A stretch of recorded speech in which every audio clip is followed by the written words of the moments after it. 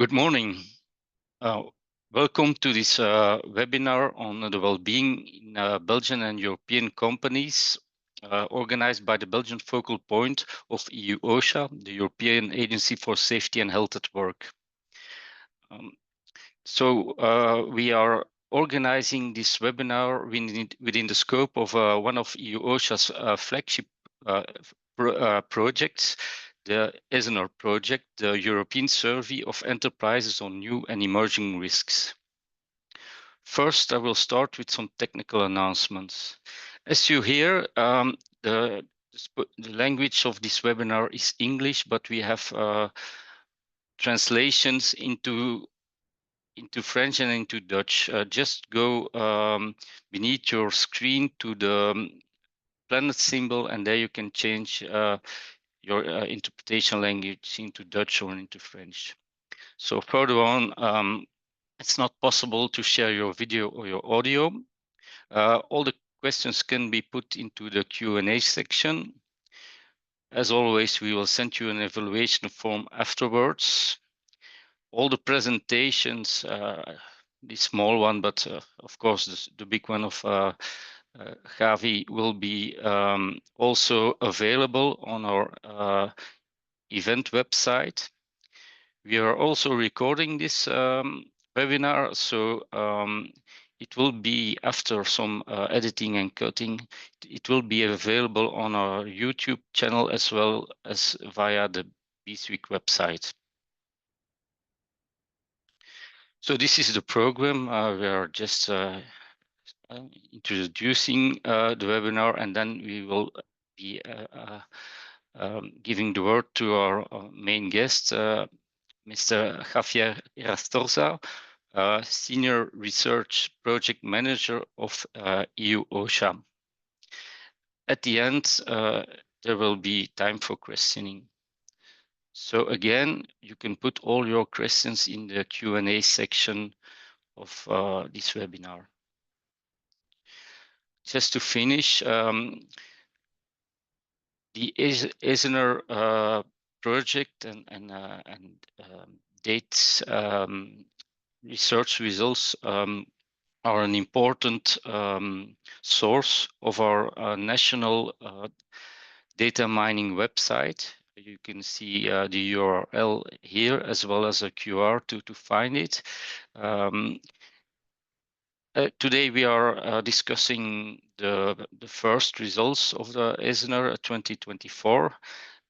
All the Belgian results will be uploaded on this data mining websites at the beginning of 2026, as well as other results of the European Foundation, the Working Conditions Survey.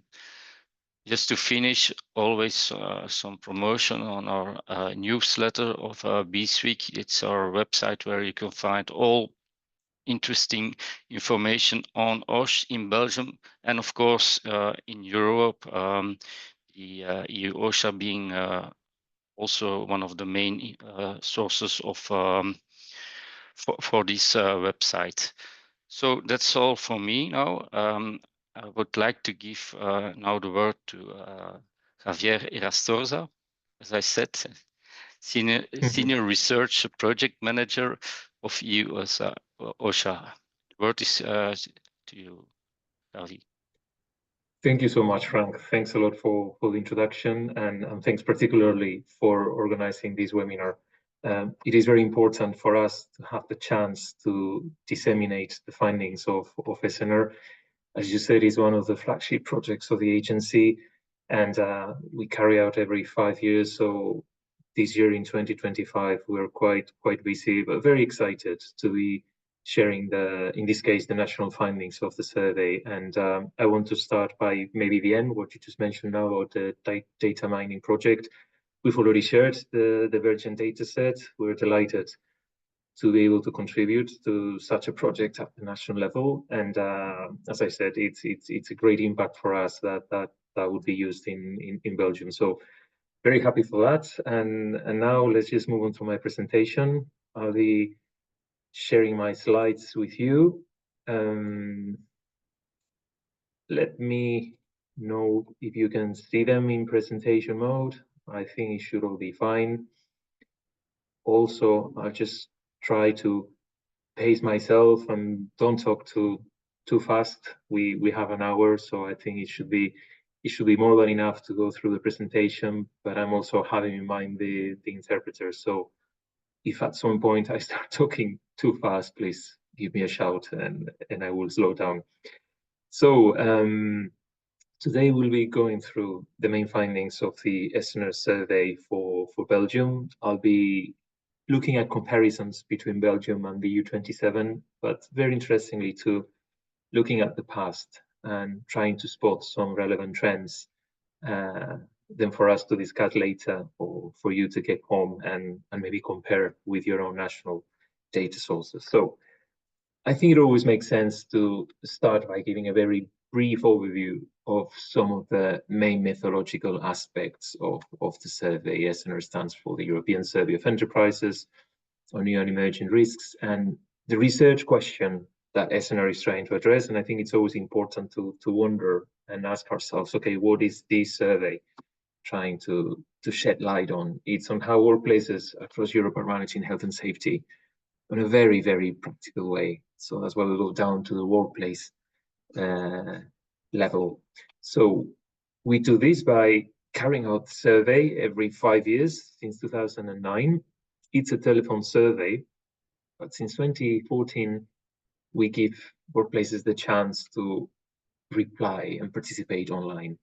The countries, we cover at least all EU member states, plus Iceland and Norway, and then Switzerland has covered fully the costs of participating in Esener in all 4 waves of the survey. We've interviewed over 40,000 establishments, and we cover micro establishments, so establishments employ at least 5 people, and all the way up to large establishments. So all business size classes are covered in the survey, the same as activity sectors, so we include all public and private establishments, and also agriculture since 2014. And this was a key year. It was the second time that we carried out the survey.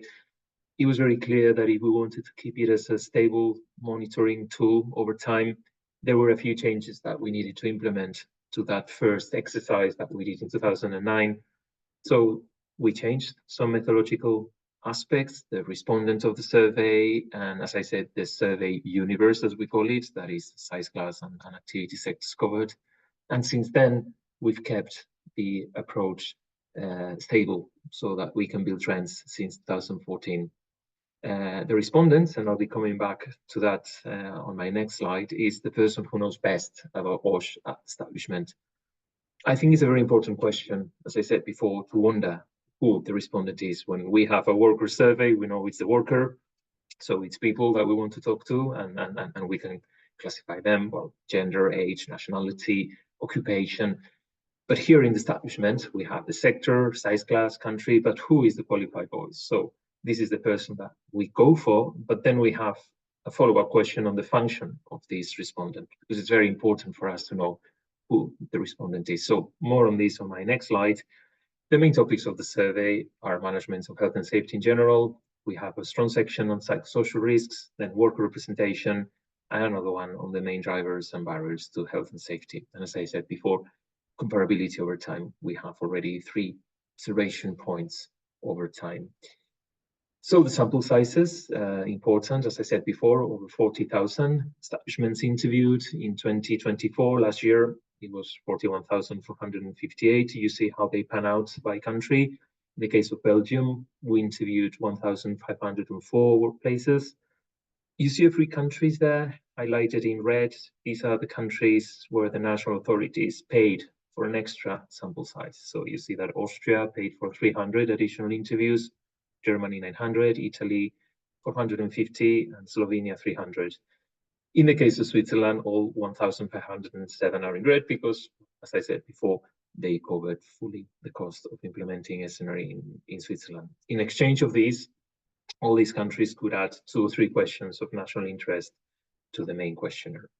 And comparability, again, it is key for us. We want to compare across survey waves, so different editions of the survey, but also between countries. And then a couple of a couple of slides, 2 slides on technical information about the actual survey in Belgium. The breakdown by size of those 1,504 establishments, we see that 44% were employing between 10 and 49 people. Then the second largest chunk of establishments were the micro, making up 30% of our sample, 5 to 9. Then the medium-sized establishments, 19%, employing 50 to 249. And finally, 7% of establishments that we surveyed employed over 250. Of course, this is the actual distribution of the sample by size, but then we apply correcting weights in order to have representative findings, because we are very well aware that this is not the actual size distribution of the Belgian business structure. And the same goes for big activity sector groupings. The largest one would be that group that we call JHIR. This is according to the NACE Revision 2 sections. This is trade, transport, food, accommodation, and recreation activities. And the second largest group would be workplaces in IT, finance, real estate, and other technical, scientific, or personal service activities. So just to finish with these technicalities, interviews in Belgium took place between May and September last year. They were carried out by Ipsos Belgium, mostly over the phone.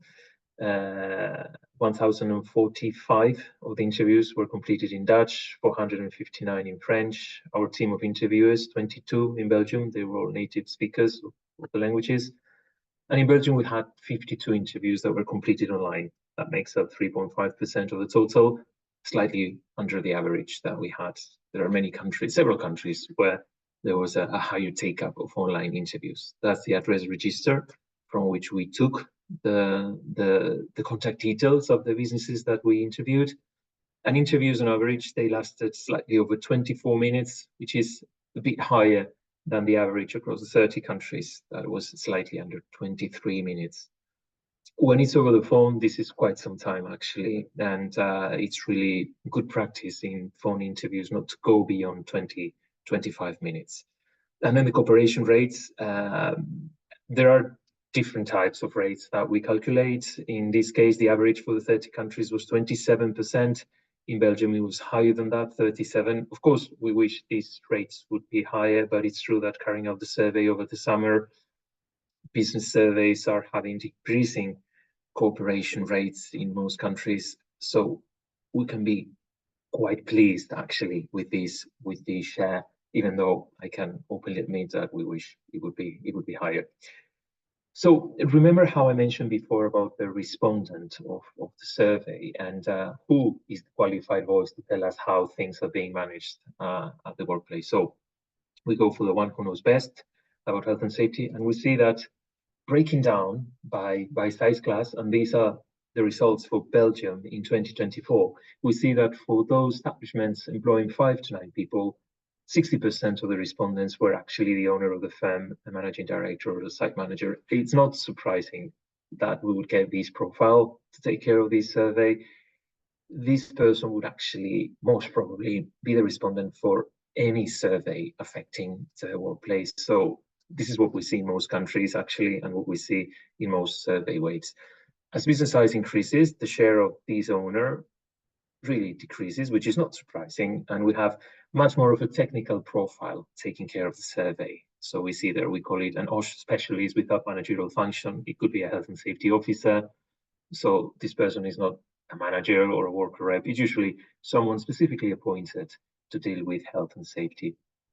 So let's go into some of the findings, and I'll start by looking into some items that we classify there as elements of this changing world of work. And here I'm comparing the Belgian results and the EU 27 results, the average for 2024. And we see, for instance, how the share of workplaces reporting having employees working from home on a regular basis is actually higher in Belgium than in the EU 27. In Belgium, is 36% of all the workplaces that we surveyed told us that they did have employees working from home regularly. That's a bit higher than in the EU 27. We're very well aware that, of course, these interviews took place in 2024, probably a bit closer to the height of the pandemic in 21, 22. These shares would be higher. So one could argue that maybe figures that we're getting there can be a bit more stable. But in any case, the message here is more teleworking apparently among Belgian establishments than in the rest of the EU27. For the other indicators, we can see that the findings are quite similar to the EU27, whether employees are consulted on working from home practices, 79% in Belgium, whether risk assessments cover workplaces at home, 47% in Belgium, similar to the EU27, whether digital technologies are included in risk assessments, whether training is provided on the routine use of digital technologies. Where we see again a difference is in having employees that have challenges or difficulties understanding the language spoken at the premises. The share is a bit higher in Belgium than in the rest of the EU.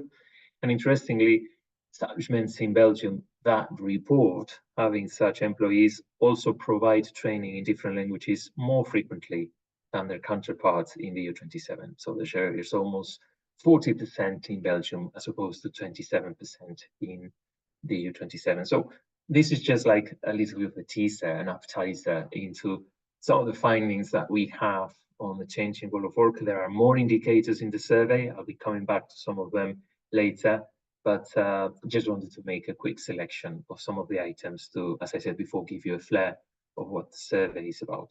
So let's go into the main risk factors that are present at work in Belgium. And here, I just focused on 2019 and 2024. I didn't want to go through all the 3 years because the information would be a bit packed. And just looking at the two last editions of the survey, 24 in blue, 19 in orange, we see that the picture is relatively stable.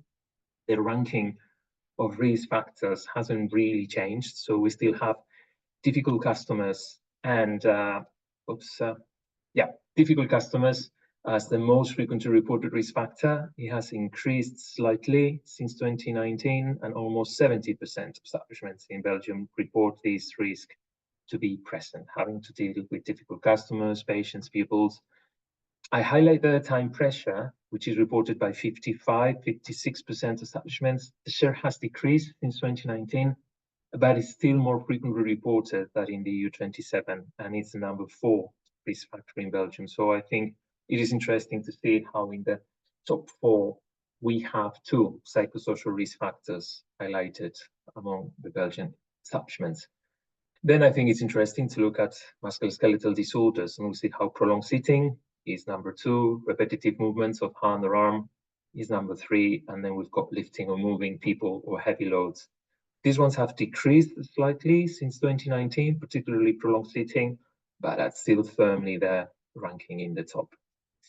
Looking a bit further into this chart, I wanted to compare the Belgian findings with EU27. I hope this is clear enough. So these little red bars are the averages for the EU27 in 2024. You see how for some indicators, the shares are actually clearly higher in Belgium than in the rest of the EU. And we can take the first risk factor, difficult customers, which was reported by almost 70% establishments in Belgium. You see there, the top bar in blue. And if we look at the red little bar there, it just falls on 55, 56%. So the same happens for time pressure. If you go to the fourth risk factor, more frequently reported in Belgium than in the rest of the EU27. So I wanted to highlight this today, and building on psychosocial risk factors, which are those 5 that I highlight there: difficult customers, time pressure, poor communication or cooperation, longer regular working hours, or fear of job loss. In general, they are all more frequently reported in Belgium than in the rest of the EU27. And we also want to look at those establishments that tell us that they have none of these psychosocial risk factors. The average in Belgium is 14%. So we have 14% of the Belgian sample that tells us openly that they have none of this risk factor. This is lower than in the EU27. In the EU27, we have a quarter of the sample, 25%, that tell us that they have none of these risk factors. We would interpret this with a bit of a concern because we think it probably highlights an issue of lack of awareness about what could potentially represent a risk factor at work. So I think it's evident after looking into risk factors, the question about workplace risk assessments and whether establishments are actually carrying out a regular risk assessment. These are the findings. Again, 24 in blue 2019, in orange, broken down by country. And we see how the average in the EU27 is 76% in 2024, slightly higher than 2019. In Belgium, is a bit lower. It would be roughly 66% in 2024. There's been a decrease since 2019. Still, the share is high, but I think it's interesting just to look at this comparison by country, and particularly how time evolution in the country has been. So I think it's revealing to share with you today that when it comes to Esener, the shares have decreased between 2019 and 2024. So we want to know a bit more about these workplace risk assessments. As I said before, the shares in many countries are very high, but we want to get a bit more of an information as to what these risk assessments look like. So we asked establishments whether they are conducted by internal staff, and you see how in the case of Belgium, it is more frequently reported to be the case. Almost half of the establishments in Belgium that carry out risk assessments, they tell us that they are mostly conducted by internal staff, which is higher than in the EU27. For the rest of the indicators, the shares are actually quite similar. These are findings for 2024, whether workers, for instance, are involved in follow-up measures after risk assessment. 76% of the establishments report to involve workers, slightly less than the EU27, but the shares are quite similar. And then what aspects are covered in risk assessments? And we see that dangerous chemical or biological substances, 5% of establishments in Belgium, the safety of machines, equipment, and installation, 75%, slightly less than in the rest of the EU. But for the other indicators, the shares are actually quite similar to the EU27. So just have in mind what we mentioned before about musculoskeletal disorders and how in the top 5 of the risk factors reported by the Belgian establishments, we had 3 factors that could lead to musculoskeletal disorders. They were prolonged sitting, repetitive movements of hand or arms, and lifting or moving people or heavy loads. So we have a question to all establishments about whether they have these work design measures, as we call, encouraging regular breaks for people in uncomfortable working positions, provisions of ergonomic equipment, provision of equipment to help with lifting or moving of people or loads, possibility for people with health problems to reduce working hours, or rotation of tasks to reduce repetitive movements.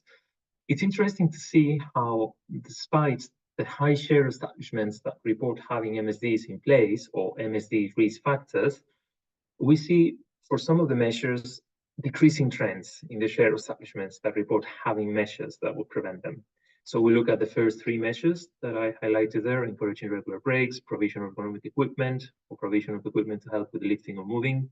And we see how between 2014 in green, there's been a slight decrease in the share of establishments that would have these measures in place. This is a bit of a source of concern when MSDs are still very much present at workplace.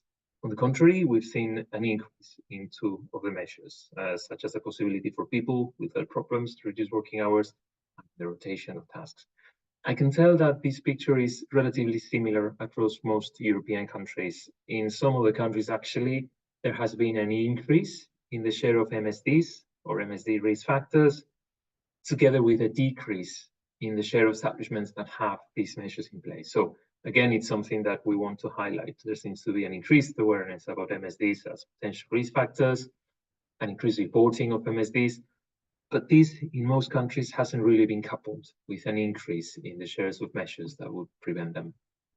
And these are the averages for the EU27. Again, in red, you see the picture is slightly different.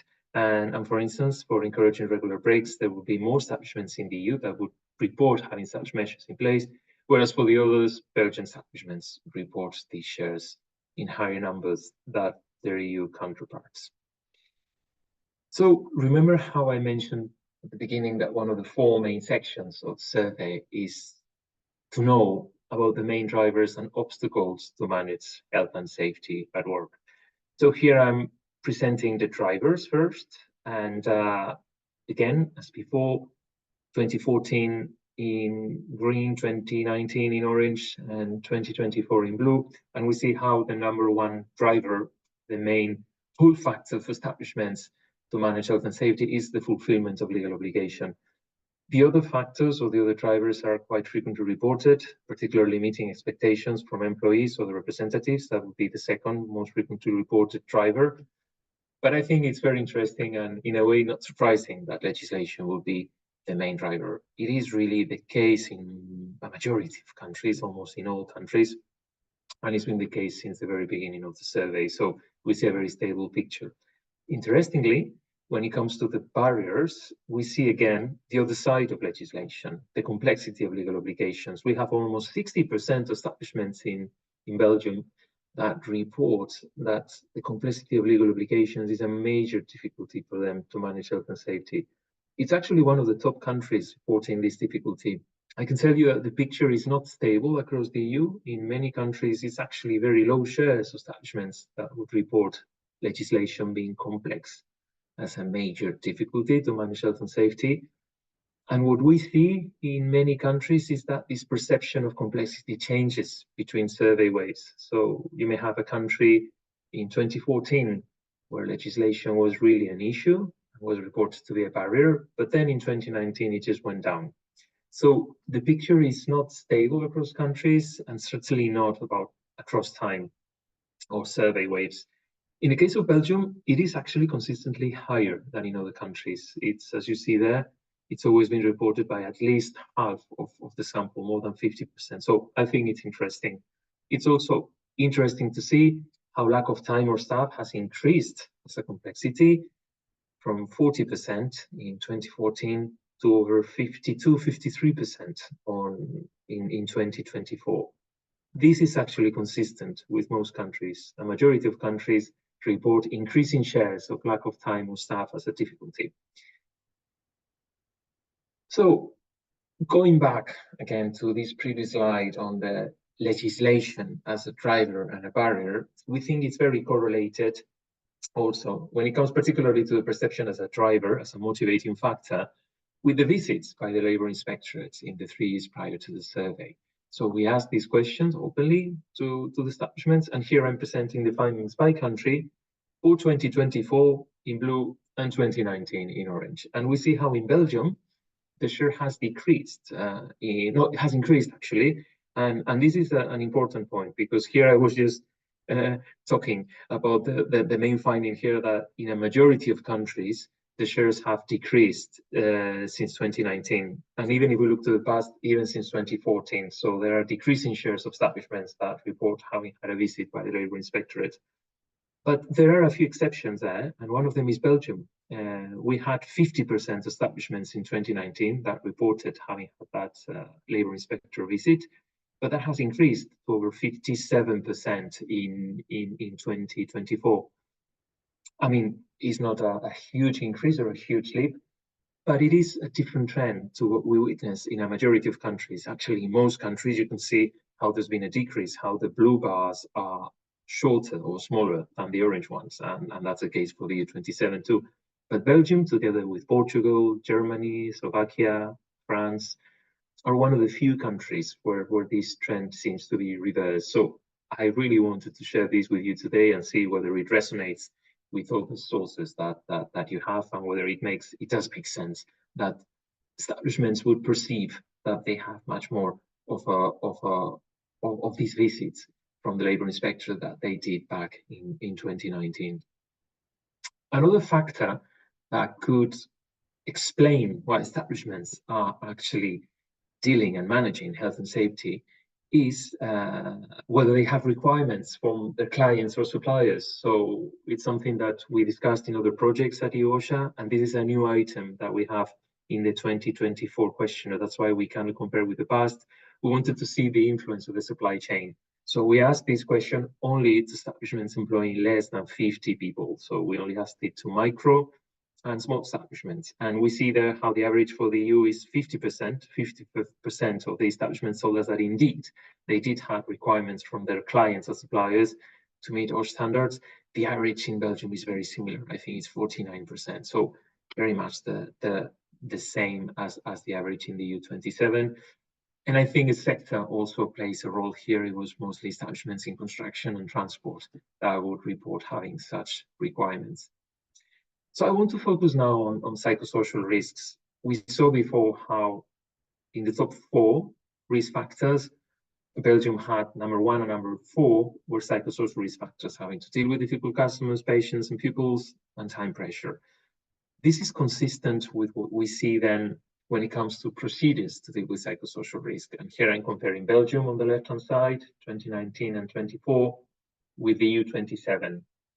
And we're looking into 3 types of procedures. Procedures for action plans against work-related stress in blue, bullying or harassment in orange, and violence in gray. So first picture or first message to take home is that the shares of establishments that report having such procedures in place in Belgium are higher than in the EU27. Looking at the time evolution, we see that the blue column, that's action plans against work-related stress or to prevent work-related stress, have increased between 2019 and 2024. 52% of establishments in Belgium reported last year having such action plans against work-related stress in place. When it comes to, and I highlight that there, when it comes to bullying or harassment or violence, there's been a slight decrease since 2019, but the shares are still clearly higher than in the EU27. So I want to further follow up on psychosocial risk, and we have a question to establishments about whether they have measures in place to deal with psychosocial risk. And for those who say yes, then we ask them whether employees are involved in the definition and implementation of those measures to address psychosocial risk. And interestingly, we see that many of them don't. For the case of Belgium, we see that in 2024, and that's the blue bar, there were 60 to 63% of establishments that reported involving their employees. Again, this is not 62% of all establishments in Belgium. This is 62% of establishments in Belgium that have measures to address psychosocial risks. We would expect these shares to be higher. In a way, we're talking that with establishments that are active in the prevention of psychosocial risks. So the question that we pose to ourselves is about the quality of these measures. One would expect that if the establishment has identified psychosocial risks, has measures in place to prevent them, it's inevitable that they would involve somehow their employees in the definition of such measures. But we see how a substantial chunk of establishments don't. And what's more of a concern for us is that the shares are decreasing. You see that for a majority of countries, the blue bars are actually shorter than the orange ones. So this is a bit counterintuitive to what research would tell us, but it's very interesting also as a finding from the survey to see how very active establishments on the prevention of psychosocial risks are actually taking these measures in many cases without involving their employees. In any case, Belgium is in the top 6-7 countries when it comes to involving employees, so that's the positive message. But overall, I think it's an interesting reflection to have when we see increasing reporting of psychosocial risks, increasing awareness of what represents a risk factor when it comes to psychosocial issues, a bigger debate, I would say, on mental health at the workplace, but still like a very relevant decrease and interesting to point out decrease in the shares of establishments that involve their workers in these measures. So I wanted to bring this to the table today. We also ask establishments whether they have or they feel they have enough information to include psychosocial risks in the risk assessments, and we see how the shares are, well, higher than the average, slightly higher than the average in Belgium. 63-64% establishments tell us that they do have enough information. You see how the country breakdown differs by member states. And then we also ask establishments that report having at least one psychosocial risk factor. We ask them whether they are more difficult to manage than other risks. And very interestingly, we see the Nordic countries and Belgium in the top 4. It's still not a majority of establishments that would report them to be more difficult, but I think it's very relevant to see countries that are more active in the prevention of psychosocial risks, in the involvement of workers in the prevention of psychosocial risks, that they would report them to be more difficult to manage than other health and safety risks. In the case of Belgium, it's not a high share, it's 32%, but if you look at the European country, Belgium is the number 4 right after 3 Nordic countries. when we check what these difficulties are, the picture is very stable throughout waves, and I would say throughout most countries. We see how it's mostly about a reluctance to talk openly about the issue. 64% of the establishments that regard them to be more difficult than other OSH risks in Belgium report that this is one of the reasons why. Very similar to the average in the EU27, 59%. It's interesting to see how, and not surprising, I would say, how there is still a stigma attached to an open discussion about psychosocial risks, about episodes of violence, bullying, stress.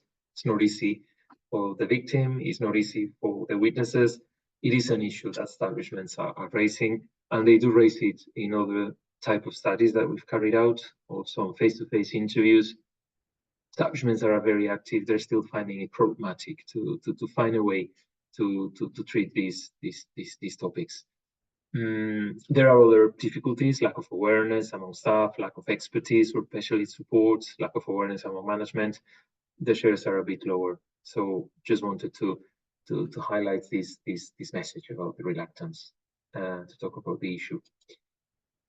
So I'm moving to one of my last sections in the presentation today, and it's about digital technologies. I think it comes as no surprise that it is a very relevant issue.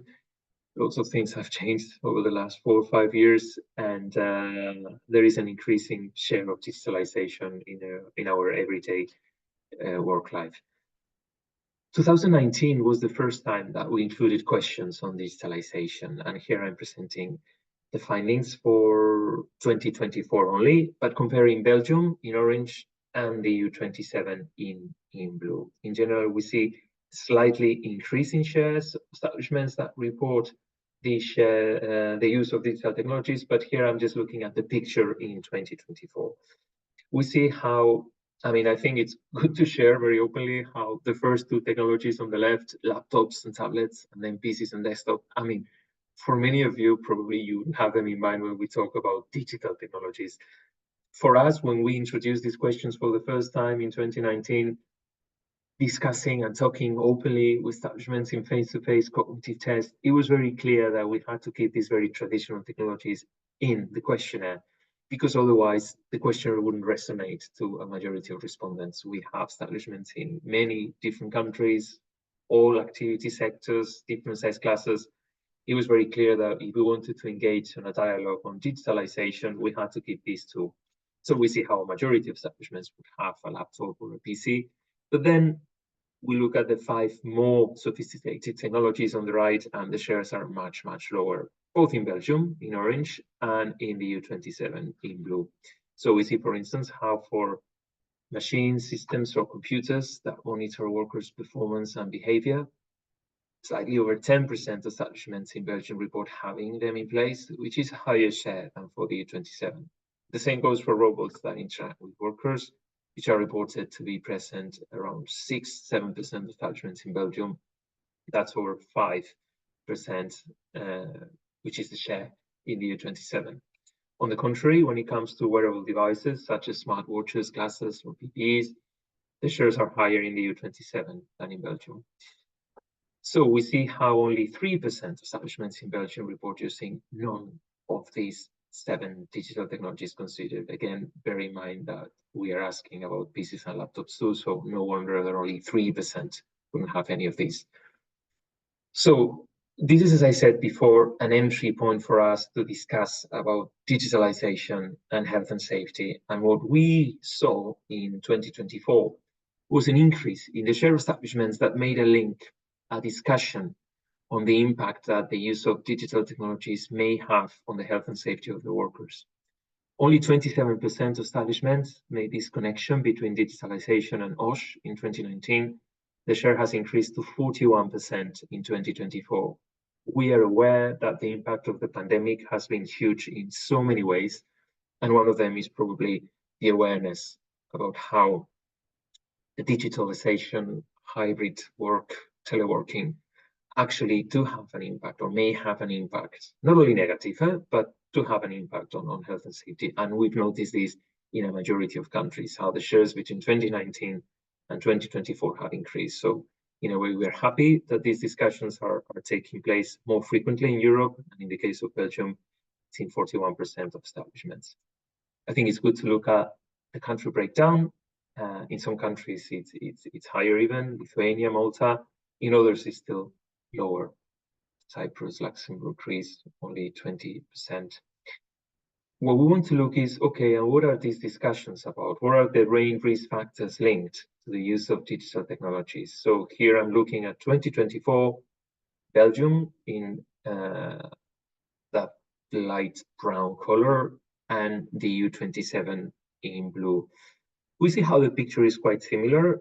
The main risk factors, very interestingly, again, are risk factors leading to musculoskeletal disorders. So remember, this picture is looking at the risk factors linked to the use of digital technologies. And establishments in Belgium and the EU 27 are telling us that prolonged sitting and repetitive movements are the main issues. In the case of Belgium, as opposed to the EU 27, there are a few differences and some risk factors that are more frequently reported than in the rest of the EU. For instance, blurring boundaries between work and private life seems to be more of an issue in Belgium than in the rest of the EU. And the same comes to the lack of ability to work with digital technologies. There are 26% of establishments that report this to be an issue, a risk factor, as opposed to 18% in the EU 27. So just wanted to share this one with you. And again, the message about the prevalence and reporting of MSDs, again, also linked to the use of digital technologies. And I'm finishing my presentation with the last section, which is on employee representation. We have 4 bodies of formal employee representation that we ask about in the survey. Here I'm comparing the findings for Belgium, again, light brown, and the EU27 in blue, looking only into 2024. So we see how for the first 3, works councils, trade union representation, and health and safety committee, the shares are clearly higher in Belgium than in the EU27. But for a health and safety representative, only 32% of establishments would report having such a figure in Belgium. The share is clearly lower than in the rest of the EU27, where almost 60% of establishments say that they have a health and safety rep.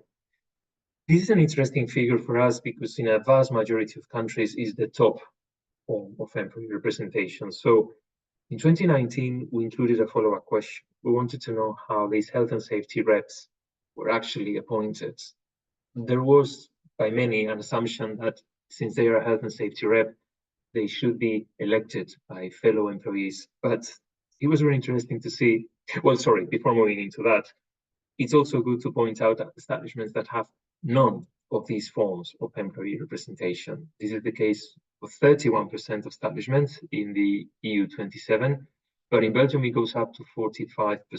So it doesn't mean that we have 45% of establishments in Belgium without no employee representation. It means that 45% of our sample in Belgium didn't have any of these 4 forms of employee representation. We wonder whether we're missing another form that is very prevalent in Belgium, or if it's really the case that almost half of our sample in Belgium didn't have a proper formal body of employee representation at work. So I think this could be a question that we could discuss after the presentation, whether there's something that we're missing.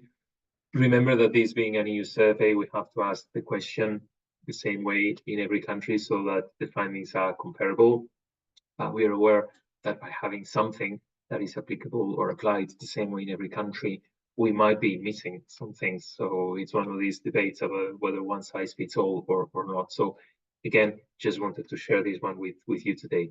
But going back to the health and safety reps and how they're appointed, you see how, and this is a picture of Europe looking in each country into the shares of establishments where the health and safety reps are actually elected by fellow employees. And again, it's not really the case in all countries that they will be elected mostly by their fellow employees. You see how in the Nordic countries, it's mostly the case. In Norway, for instance, 81% of establishments that have a health and safety rep, they do elected by fellow employees. The same in, well, Sweden, 71%, Finland, 81%.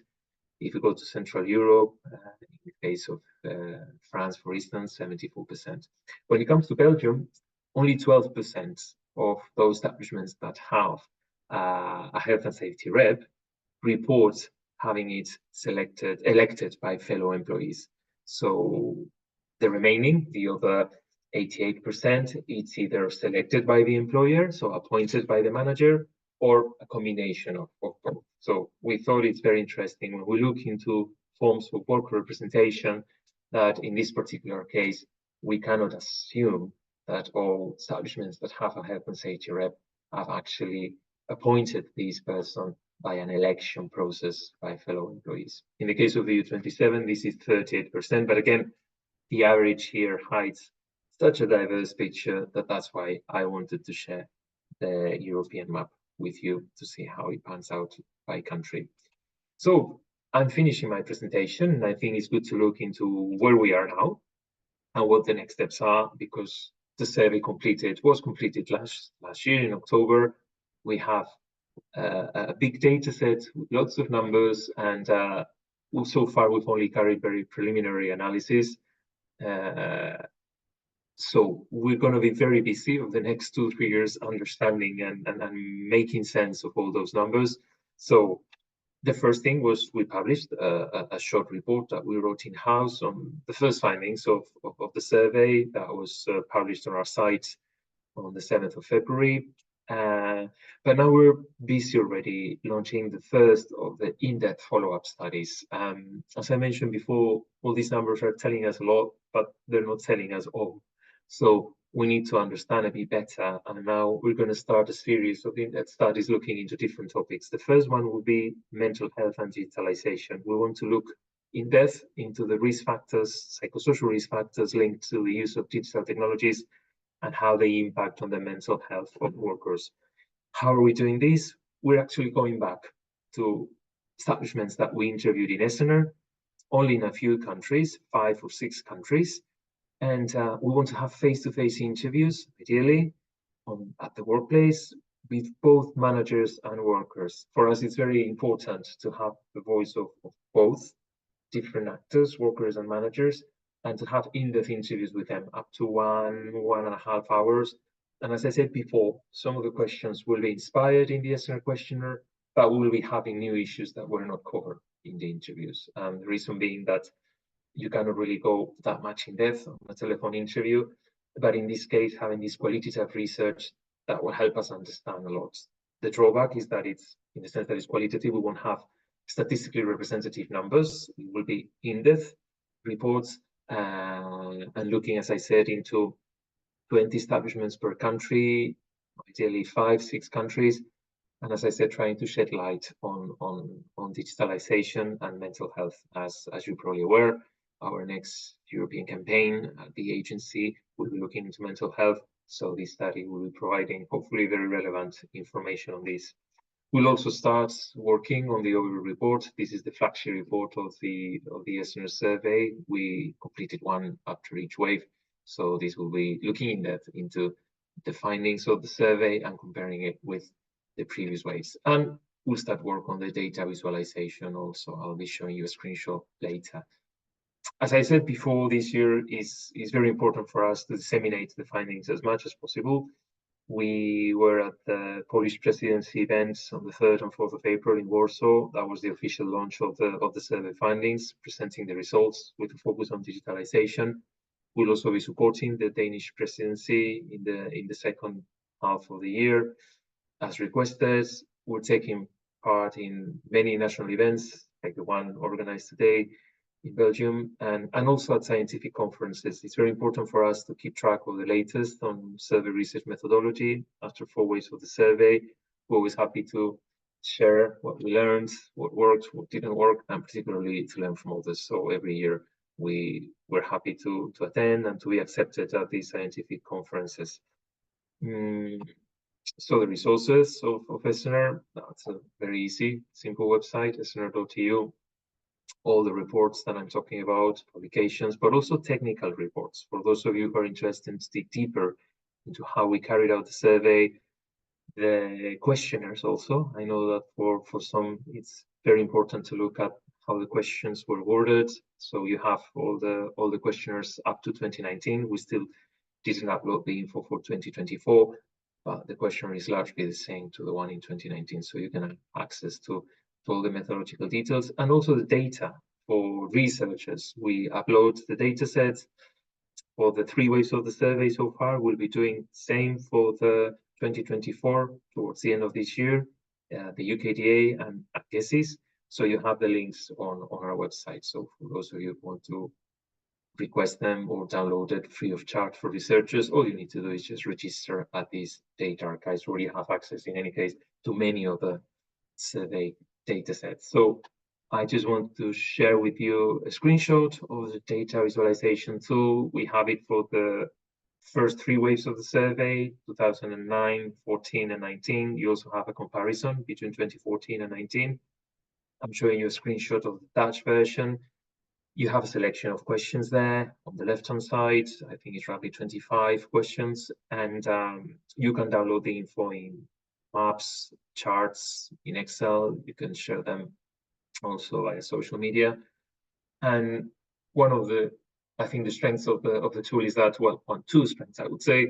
You don't need to be a statistical expert. You can just play with the data as interested, and then it's available in all the EU official languages, plus the survey languages that we implemented in Esener. So that's Icelandic, Macedonian in the past, and Serbian. Now we didn't include in 2024 North Macedonia and Serbia, but we still have it in Norwegian and Russian, as the survey was offered in Russian too in the Baltic states. So this is a screenshot of the data visualization tool. And then my conclusion, which are quite similar in most countries. We have noticed in general, not for all, but in general, an increasing use of digital technologies, which for us is not an end per se. For us, it's just like, okay, we open up a dialogue on whether this hybrid work, remote work, teleworking, are workers being consulted in these practices? Are risk assessments covering these new realities? Is training being provided to establishments? So we see how the picture differs by sector, particularly by country. We were pleased and were expecting it also, this increased awareness about the link between digitalization and health and safety at work. One could argue, is it enough? Shouldn't all these shares be higher? But the trend is quite clear in a majority of countries. So rather than looking at the actual number, I think it's good just to look at the evolution over time. And there's been really an increasing share of establishments where there is a connection made between digitalization and health and safety. We're very interested to see the risk factors linked to the use of digital technologies. And it was very interesting to see how MSDs are still there and are the first risk factors linked to the use of digitalization. I can tell you that this is very much the case in many countries. The picture is not exactly the same, but it was very revealing for us to see how MSDs are there.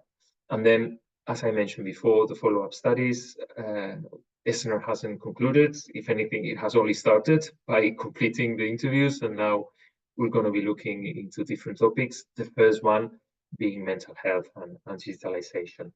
So this is all I wanted to share with you today. This is a screenshot of the main site of Esener, which is also available in all EU official languages. Just a big thank you again to Frank and all the colleagues involved in the organization of this webinar. And I'll be more than happy to take questions now, or also, because I'm aware, and it happens in the past, that there is a lot of information provided today, so it can be a bit challenging to digest. So if anyone wants to contact me over the next few days or weeks, I'll be more than happy to come back to you later. But for the time being, thank you, and I'm happy to go on to the Q&A. Thank you very much, Xavi. So now it's time for some Q&A. You can put your questions within the Q&A spot. Yeah, thank you very much. It was very interesting. Some of the results, yeah, are quite, yeah, what we expect. The main risks being psychosocial risks, MSDs. Although there were some other findings that surprised me, I must say. So one of those was that in Belgium the number of risk assessments decreased actually. And I have a question for you.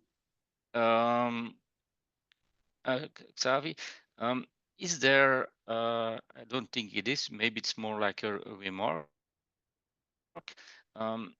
Is there something on in the questionnaire on OIRA, so that they these respondents that they have knowledge of the OIRA risk assessment method? Yeah, no, we don't have any such question. We were wondering at some point whether it would make sense to double check it, and we had follow-up interviews with Esener respondents in France. We were trying to dig deeper into we could have from the Esener France respondents a subsample of OIRA users, but it wasn't really the case. People were not very familiar, and when discussing whether it would make sense to include it in the questionnaire, we thought many respondents wouldn't be familiar with it, particularly in many countries, and we thought it was best not to ask it. So that's Yes, I the main understand. reason. Yeah. Is it just what I also noticed why they do not take a risk assessment. It was the complexity of it. When you talked about drivers and barriers, so compliance to the legislation was the main driver, and at the same time, the complexity of the legislation was the main barrier. So for that, we in Belgium and other countries do that too. We have this OIRA risk assessment just to tackle this issue, to provide something easy to use to comply to this sometimes complex legislation. So that's why um, uh, it would be interesting for me, but it's just a remark to see if they do know OIRA or not. I Yeah. don't. The respondents who say that they do not have risk assessments.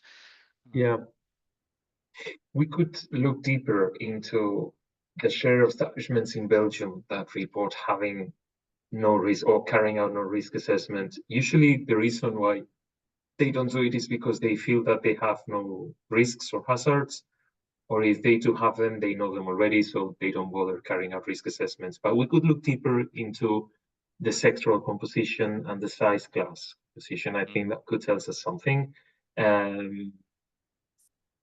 It is what it is. I mean, the share is still relatively high, but for me, rather than maybe looking only into the actual numbers, I think the trends are interesting. And there was a decreasing trend from 2019, which I mean, it's not the only country, but I wanted to share that with you. In other countries, it's even a greater drop.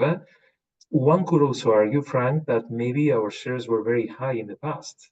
We have had criticism in the past telling us that it's not possible that such huge numbers of establishments are carrying out proper risk assessments. So let's be critical about the survey. It's a voluntary survey, it's over the phone. We don't really know whether establishments are telling us the truth. What we try to find out about is by asking other follow-up questions. Okay, you told us that you have the risk assessment. So do you involve workers? Do you do it yourself? Do you have subcontractors? What aspects do you cover? So that helps us understand a bit better how good those risk assessments might be. But it's true that we don't really know that much about establishments that don't do it. And unfortunately, we didn't have this question on OIRA or other tools that might be available in Belgium to help implementation of our standards. Yeah. Yeah, thank you. Just something I noticed. I also saw a decrease in measures on MSDs. For that, I will be very interested to know the findings of the next Esener survey, because there is recent MSD legislation implemented in Belgium. So I'm really interested to see how that goes. What would be the impact from that the next survey? The next survey. Thanks for that, Frank, because so far the survey has been extremely sensitive to any legal changes. And in every of the questionnaires of the survey waves, whenever there's been a change, establishments have very quickly reacted to it, often identifying it as a source of complexity. but oftentimes has also had an impact on measures linked to that particular change in the legislation. So now that you said that, yeah, already anticipating some interesting results for Belgium on MSDs in 2029. Yeah, look forward to it. Okay, let's see if there are any questions from the audience. No. As always, you're very, very clear, Xavi. Congratulations. No, you know what happens, Frank, that, and it's what I mentioned at the end of my presentation. I love what I do. I like Esener, and in general, I like statistics. I can be quite a geeky on this. I'm aware it's not the same for everyone. It's a lot of information. So, as you said before, I know the presentation will be made available. I have absolutely no problem if someone wants to come back at some point later and have a very specific question on a slide. If something makes no sense to you, I mean, at the end of the day, this is a EU27 survey. We cannot really capture everything happening at the national level. I think the interest for us from Bilbao at the EU level is just to know whether we're really getting it right. And we're very happy to get constructive criticism on issues that may sound funny to you and say, look, Xavi, this indicator is a bit weird. Can we talk about how you asked it, what you're... So if there is something that doesn't really click for you, you don't have to say it now, but feel free to drop me an email or contact me via Frank. We will talk about it internally here with our research unit, and we'll see, but it was quite interesting to see. It's always good to see some figures, and it's food for thought, these figures. So also to